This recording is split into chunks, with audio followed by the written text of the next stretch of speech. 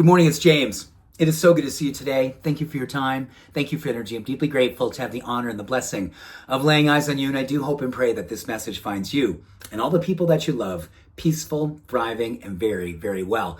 I am really looking forward to sharing this message with you today because every now and then a study will pop into my world that will be like, oh my goodness, this is something I need to share with you. This is something I need to share with myself.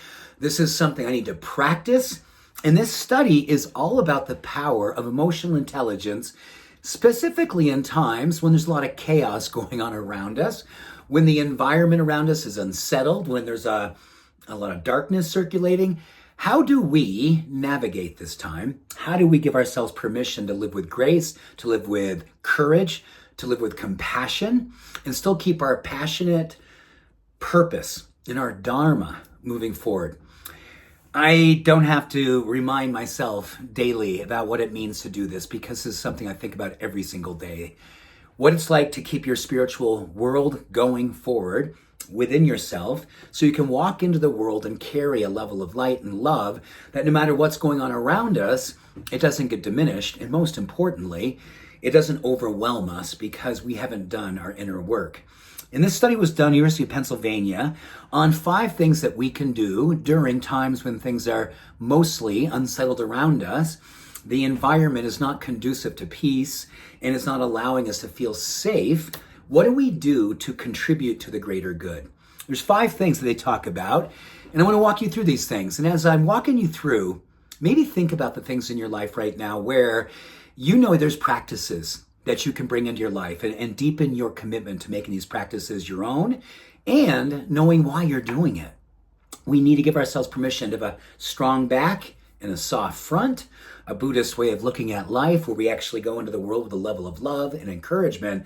But our strong back allows us to stay strong, resilient, have a level of fortitude, keep our character integrity in check. And this is a beautiful list. Number 1, people with high EQs during this type of an environment, they own their drama and turn it into their Dharma. And I love this because it's kind of thinking about like, there's a lot of stuff happening within us, right? When there's all this stuff happening here, there's a lot of questioning going on. And this is something I'm thinking about every single day. Like, what's my work to do? Am I doing enough? I'm feeling a little bit of fearful. I'm feeling some judgment. What are things that I can do?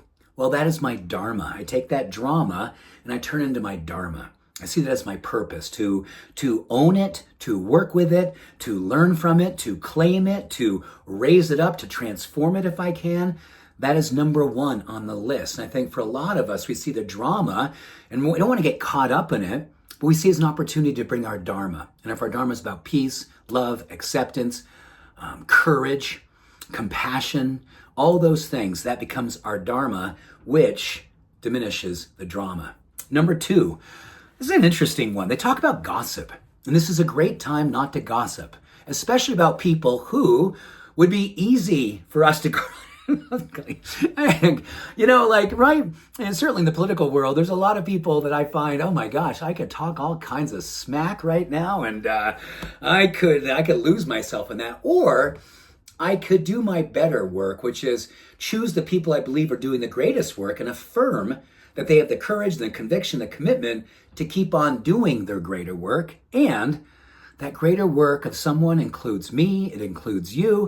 So take the gossip away and turn it into a channel for you giving yourself permission to root for yourself, root for the people that you believe they're doing the right stuff, the good stuff, the loving stuff, and use your energy that way.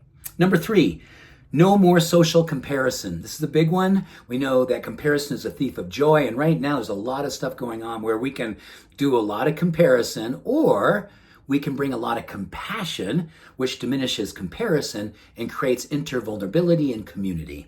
That's beautifully. Number 4, daily mental floss. Identify areas in your life where there's a ruminating thought, a pattern of thinking, a way in which you default and go into maybe a dark judgmental space. Identify it, floss it out, replace it with something you can say, rather than being this judgmental or being this full of fear, I'm going to replace it with this level of faith, this level of confidence. I'm going to attach a practice to it, and that's how I'm going to remove that and replace it with this.